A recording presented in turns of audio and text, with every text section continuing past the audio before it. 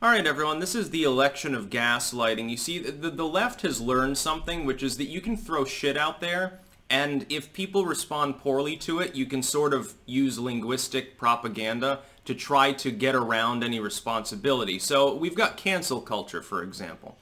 Cancel culture is the idea that there are widespread swaths of the population out there that are uninterested in realism, they're uninterested in producing anything, they're basically worthless dregs of society, and the only thing that gets them off is trying to destroy other people's creations. That is, that cancel culture is the idea that they want to cancel people for basically having done something of merit. You tell funny jokes, they'll find them problematic. You built a beautiful statue, they'll find a way to tie it into segregation or something. And it goes beyond that, but that's the basis of it in a nutshell. The left right now is going to great lengths to claim that the term cancel culture is not real. Now, they've done this before. They've done this with cultural Marxism.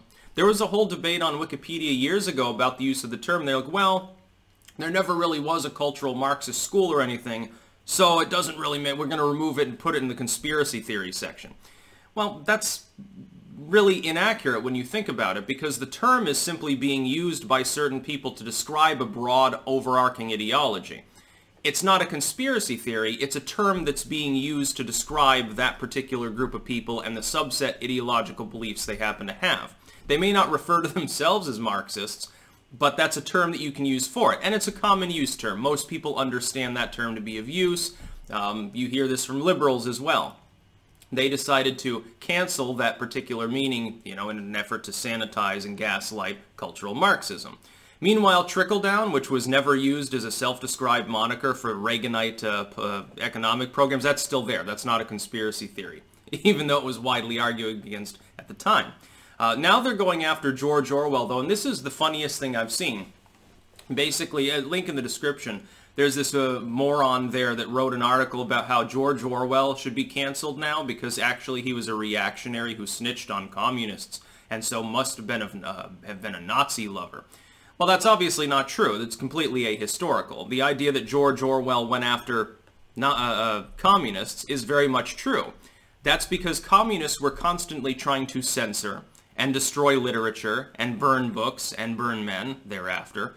They were worse, arguably, in many ways than the Nazis were. If you look at sheer death toll, communism's pile of skulls is miles and miles higher. Of course, it makes sense, therefore, to rat out communists that are trying to infiltrate the political system. The goal was to stop them from taking over. By the way, a successful goal, and a role well served. Can you imagine how different and how much shittier history would have been if the UK had been part of the nations behind the Iron Curtain? That would have been pretty bad. I think history would not have been very nice if that had occurred. Anyway, the idea that George Orwell was a reactionary is completely and totally wrong. He was a classically liberal individual who openly warned against totalitarianism of all forms. The fact that he happened to focus more on communism is because communism eventually became the bigger threat. And most people, by the way, at the time in Western society openly knew this. Everyone, I'm pretty sure, had the feeling, once we deal with this Hitler dude, that Stalin dude over there, something's going to have to be done about him too.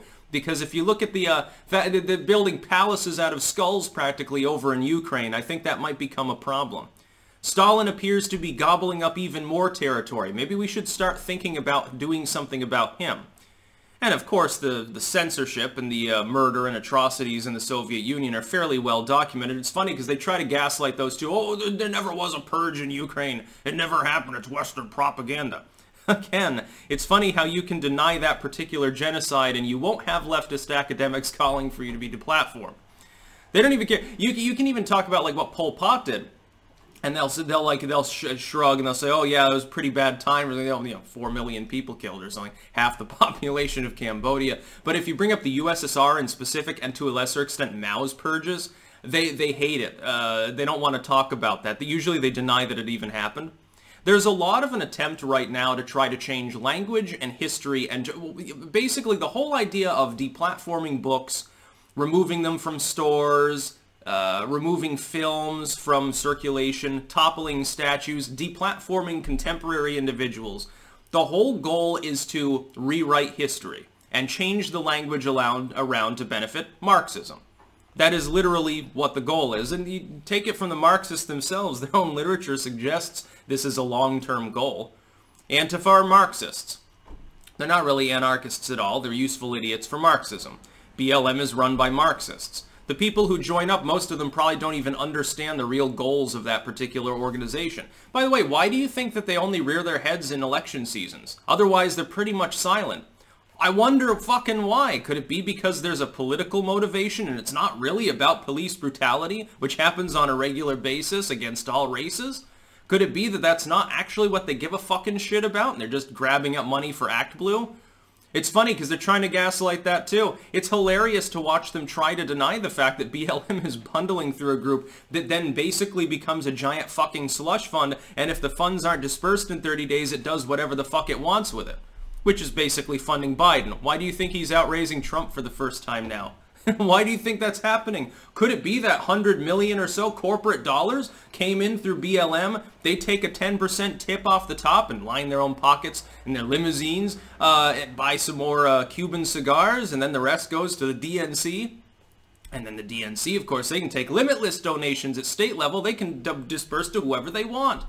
I'm sure Biden for Prez is a main recipient of that money. Of course it's happening, but they're trying to gaslight and claim that it's not. When you try, yeah, they even try to sanitize corporate news links now in order to try to keep people from recognizing that even the lamestream media sporadically reports on these things. I've seen them do it. Why do you think they're attacking Internet Archive?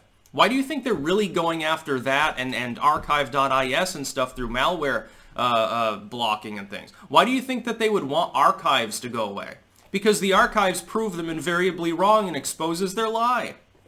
And then, of course, their final line, once you've exposed the fact that they're fucking blatantly lying, oh, you're just a conspiracy theorist. I'm not politically motivated. Okay, maybe I was wrong, but you just sound paranoid. I've seen it before. I see it on Twitter on a constant basis. Constant gaslighting, and now they're coming for George Orwell. Look, when they're trying to cancel George Orwell, don't you think that could be a sign that something is dreadfully wrong in some of these people's minds? We need to start taking seriously the idea that we need to more expansively educate one another on reality. We need to build a wall around history and make sure that history as properly understood is not changed by Marxists. That's why you need to guard statues, yes, including statues of people you find reprehensible and abhorrent. I find Karl Marx abhorrent. I don't want a single Marx statue thrown into a river. I want people to remember him for the genocidal, incestuous maniac that he really was. That's about all. Peace out.